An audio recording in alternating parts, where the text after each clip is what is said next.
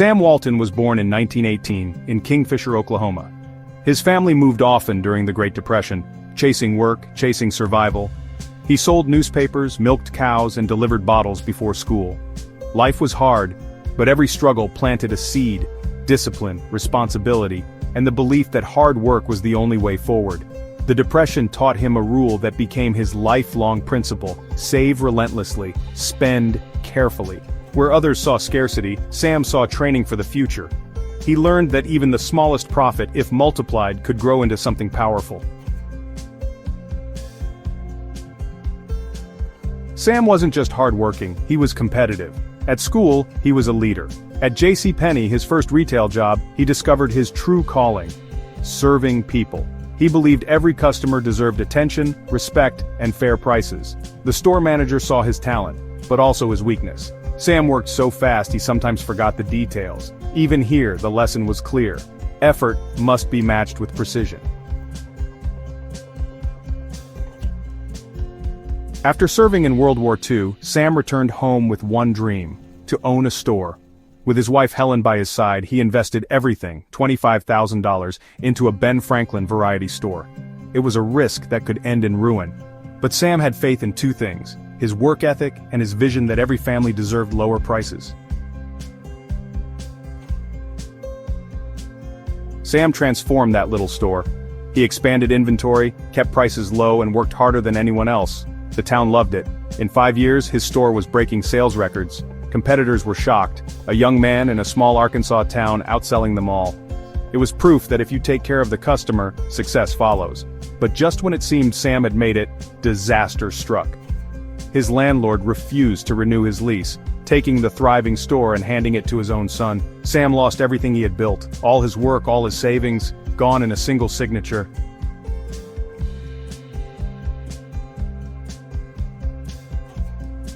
Most men would have quit, but Sam believed failure was never the end, just the start of something new. In Bentonville, he opened a new store. The struggle had only made him stronger. His principle was set: never let defeat stop your vision. Sam Walton had lost his first fortune, but in Bentonville he would create an idea that would shake the world of business to its core.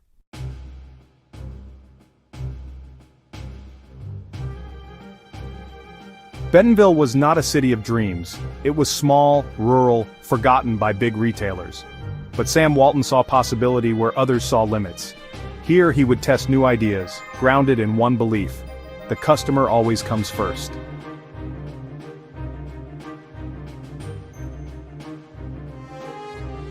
Sam began experimenting with radical pricing. He slashed margins, sold products cheaper than anyone else. His competitors laughed, sure he would go broke. But Sam had discovered a principle that defines modern retail: volume over margin. If you sell more to more people at lower prices, you win. To make low prices work, Sam had to reinvent how stores bought and moved goods. He cut out middlemen, negotiated directly with suppliers, and drove hundreds of miles to get the best deals. His philosophy was simple: efficiency is profit. What he built was the beginning of Walmart's legendary supply chain, but the road was rough. Some experiments failed. Cash ran thin. Sam learned that innovation comes with risk, but also with discipline. Every mistake was a lesson. Every loss pushed him closer to the winning formula. In Bentonville, Sam built more than a store. He built trust. He memorized names, listened to customers, and created loyalty. The lesson was timeless: treat every customer like your neighbor. This philosophy would carry him far beyond Bentonville. Most retailers chased big cities. Sam did the opposite. He expanded into small towns where nobody else wanted to go. He knew rural families deserved quality and low prices too. By choosing the road less traveled, he uncovered untapped markets. Today we call it blue ocean strategy, but back then it was just Sam's gut instinct. In 1962, in Rogers, Arkansas, Sam Walton opened the first Walmart.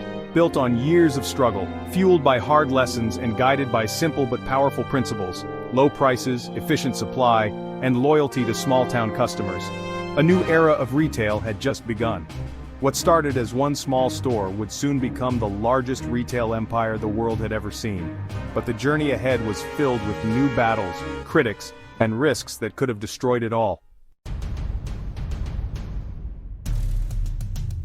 By the mid-1960s, Walmart was no longer a dream, it was spreading across Arkansas.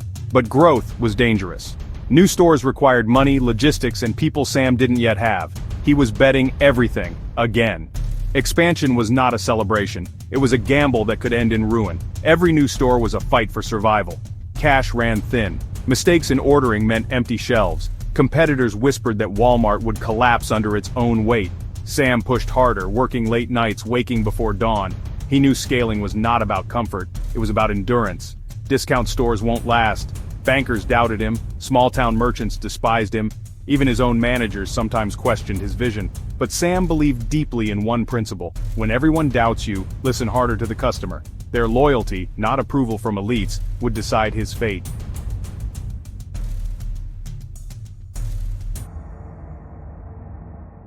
To survive expansion, Sam innovated again. He built distribution centers to control costs and keep shelves full. He demanded speed, precision, and constant improvement. Today we call it logistics optimization, but for Sam, it was just common sense. Keep products moving, keep prices low, keep customers happy. Against all odds, customers came in droves. Walmart was no longer just a store, it was a revolution in rural America. Families who once drove hours for bargains now had them close to home. The principle was clear: serve the many, not the few. Need to check inventory, fix delivery times, remind managers about pricing.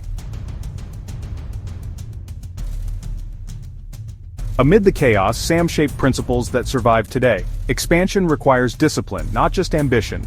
Systems matter more than slogans. Success belongs to those who endure longer than the competition. Walmart's growth was not easy, it was a battlefield. And Sam Walton was a general who refused to retreat. By the end of the 60s, Walmart had proven it could grow. But the question remained: could it survive the national stage? The greatest challenges were still to come. By 1969, Walmart had spread beyond Arkansas. What began as one store in Rogers was now dozens across the South and Midwest. But expansion brought new dangers: bigger markets, sharper competition, and costs that threatened to drown the company. Sam needed money to keep growing, but banks still doubted him. To them, Walmart was just another discount experiment bound to fail. Rejection was constant, humiliation frequent. Yet Sam held on to one principle: believe in your vision even when no one else does. In 1970, desperate for capital, Sam Walton took Walmart public. The move raised millions, fueling new stores, warehouses, and trucks. But going public came with pressure. Investors demanded results. The spotlight was now national. The real battle had begun. Giants like Kmart and Sears dominated the retail landscape. They had bigger budgets, better locations, and decades of experience. For Walmart to survive, Sam had to outthink them. His weapon?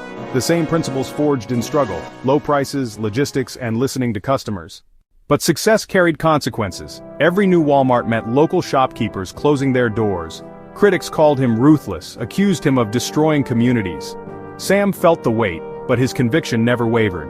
He believed lower prices served families better, even if the path was unpopular. To keep Walmart alive, Sam knew numbers weren't enough. He needed people. He created a culture of loyalty, training managers to act like owners, rewarding frugality, and instilling pride in serving the customer.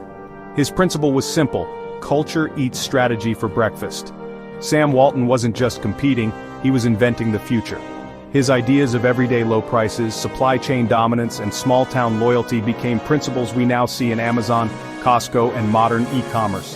The business world was learning his playbook, one he wrote through trial, error, and struggle. The 1970s brought chaos. Oil prices skyrocketed, inflation hit double digits, and supply chains collapsed. For Walmart, dependent on trucks and cheap prices, this was the perfect storm. Many believed the discount model could not survive.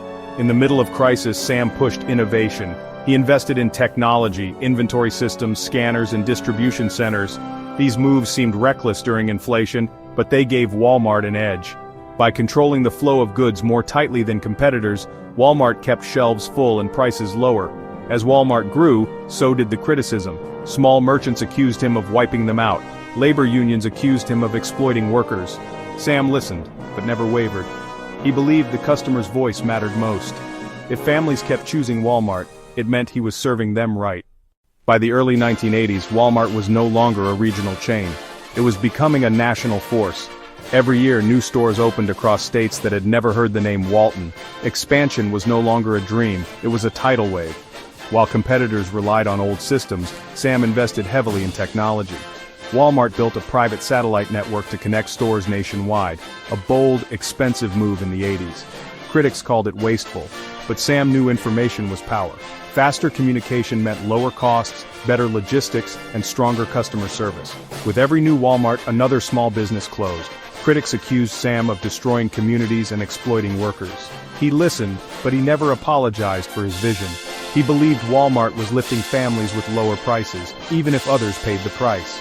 His guiding star remained the same: serve the customer above all else.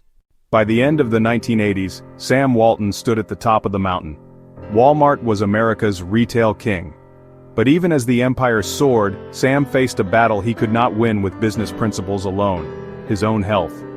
In 1989, Sam was diagnosed with a rare form of cancer. For the first time, the man who outworked everyone was forced to slow down. As his strength faded, his family stepped forward.